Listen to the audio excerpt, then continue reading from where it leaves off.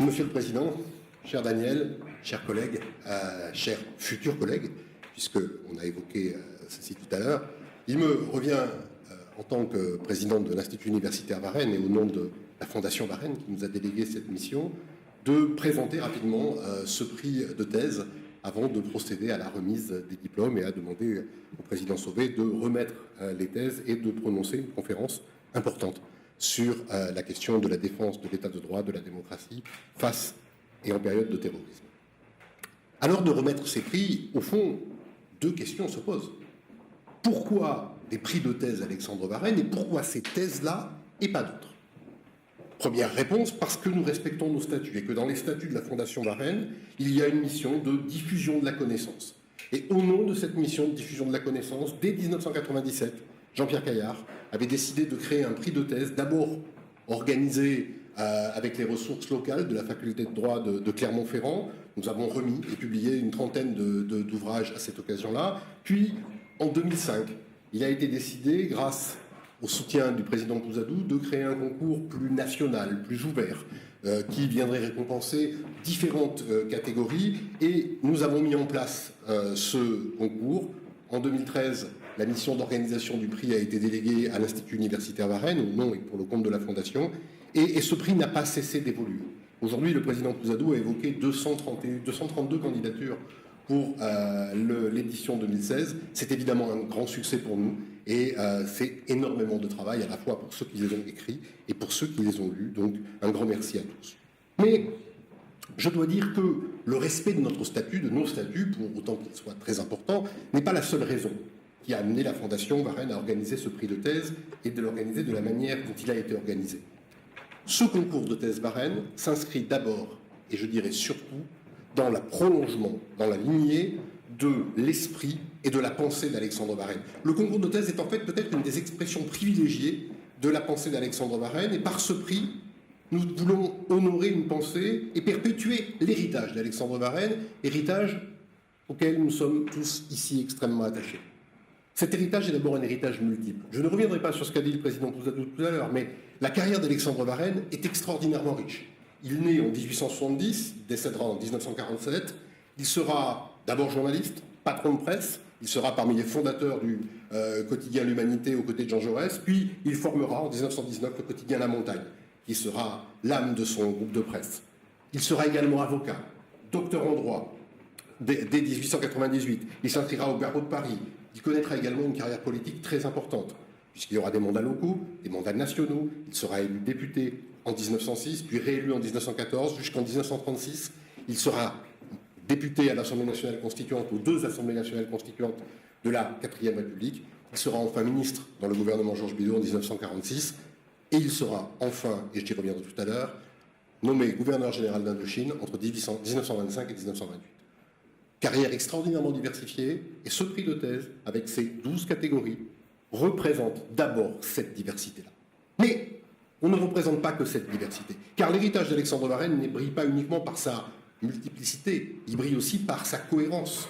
Car au-delà de toutes ces activités, Alexandre Varenne a toujours inscrit son action dans deux directions, autour de deux idées.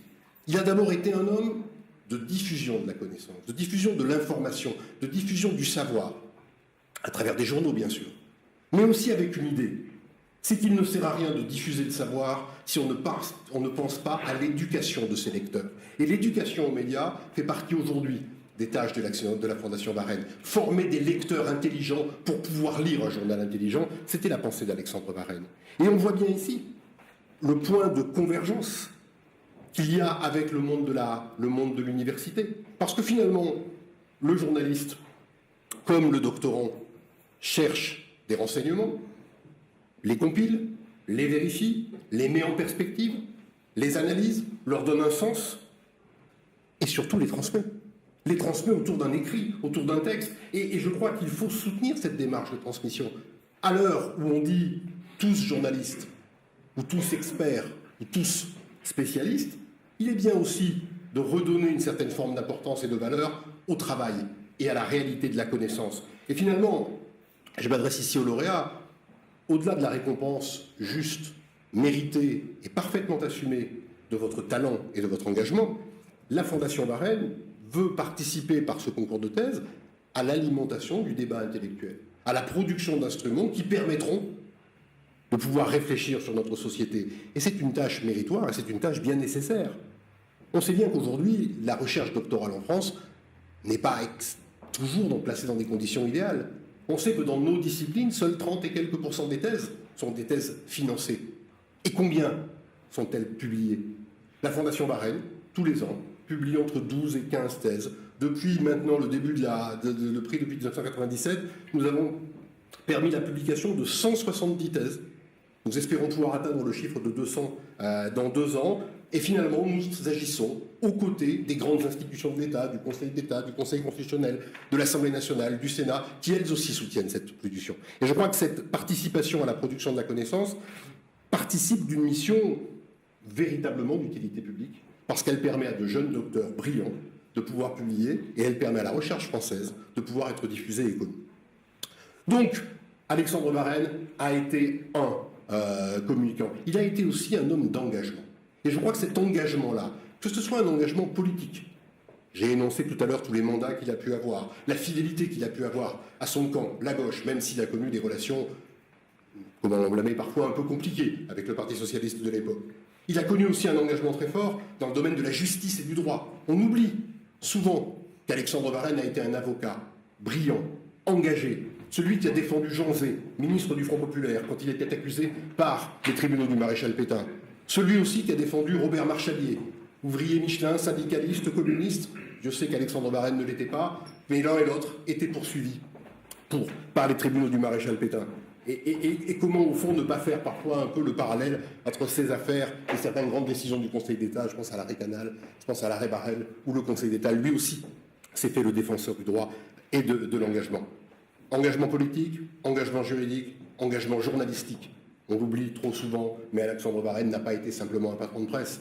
Il a été un patron de presse qui a décidé, quand, en 1943, la censure était trop présente, de censurer son journal, de le fermer, pour ne pas le mettre à la botte de l'ennemi. Comme il a écrit dans ses mémoires, il ne voulait recevoir d'ordre direct ni de l'occupant, ni la volonté, l'obligation d'insérer ces sales communiqués de propagande, ces appels pour la milice, les Waffen-SS et la Légion des volontaires français sur le front de l'Est. Alexandre Varenne a toujours été un homme engagé, et ce jury, ces sujets de thèse, liberté fondamentale, concepts fondamentaux du droit privé, démocratisation, sciences de l'info et de la communication, participent de cet engagement. Et enfin, pour conclure, je dirais, et c'est peut-être le plus important, l'héritage d'Alexandre Varenne est toujours d'actualité. C'est un héritage vivant, c'est une pensée vivante. Vivante parce que les questions que se posait Varenne et les réponses qu'il a apportées dans les années 20, dans les années 30, sont des réponses qui aujourd'hui encore méritent d'être débattues, sont des questions qui aujourd'hui encore font débat dans la société française.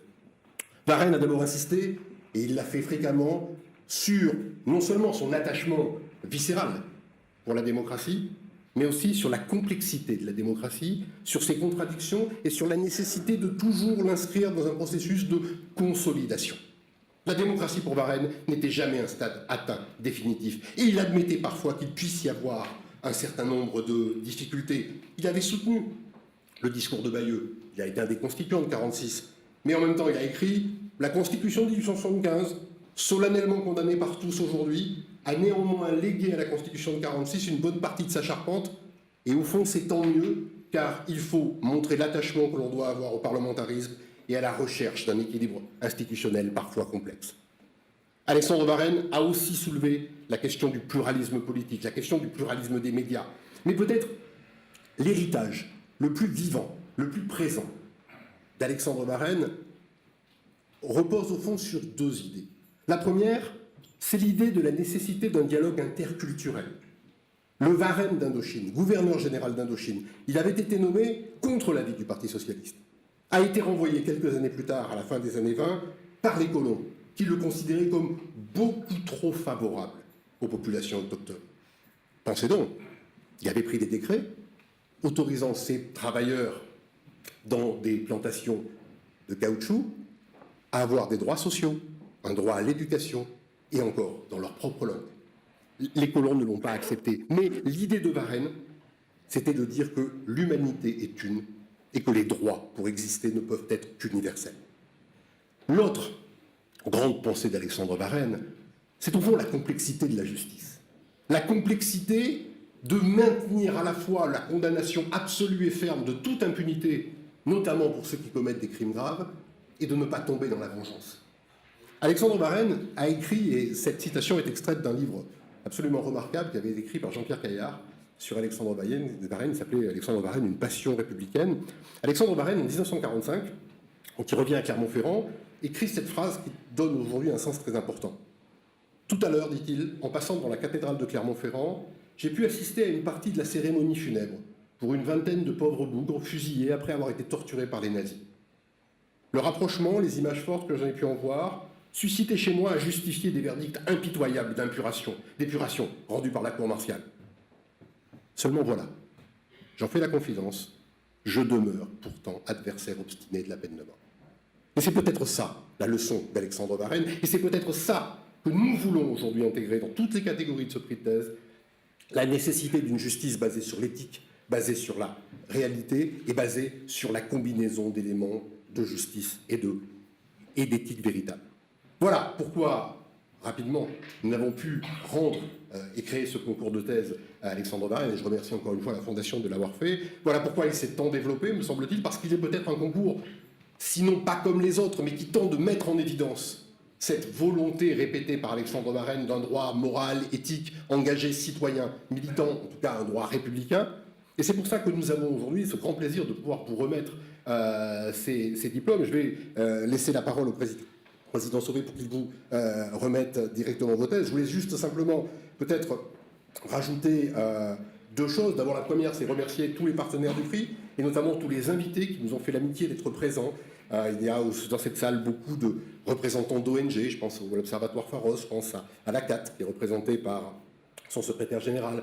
Il y a aussi beaucoup de juristes, alors je ne peux pas tous les citer, mais Aurélia Devos, vice-procureure au tribunal de grande instance de Paris, chef du pôle crime contre l'humanité, Natacha Fovo-Ivanovic, avocate auprès de la Cour pénale internationale, du tribunal pénal pour le Rwanda ou de l'ex-Yougoslavie, Cécile Bardet, qui a été juriste également auprès du tribunal pénal pour l'ex-Yougoslavie. Nous allons tout à l'heure, peut-être est-elle déjà arrivée, acquérir Madame Estracchi, membre du Conseil constitutionnel. Bref, un long cortège de juges et de juristes, et je veux évidemment aussi rendre hommage à mes collègues universitaires, pour venir montrer combien ce prix est vivant, combien ce prix n'est pas un simple prix maison, mais qu'il est un prix ouvert sur la société. Et également, peut-être venir dire que nous sommes très heureux, Monsieur le Président, de vous accueillir, très heureux, extrêmement honorés, et nous voyons dans votre présence, à la suite de celle du Président Debré, à la suite de Luc Ferry, à la suite de Jacques Barrot, je voudrais également ajouter à la suite de Malek Chebel, qui était un immense anthropologue et un humaniste de premier plan, qui nous avait fait l'honneur en 2010 de remettre ces prix, dire combien notre prix est véritablement honoré par votre présence, et que nous sommes tout à fait encouragés par cette idée-là, par le fait de vous recevoir, et peut-être par le fait que l'an prochain, vous dire que nous serons peut-être encore plus nombreux, puisque nous venons de signer une convention avec l'Agence universitaire francophone pour la mise en place d'un prix de thèse international récompensant des thèses soutenues dans 200 universités dans le monde et en français. Voilà ce que je voulais vous dire.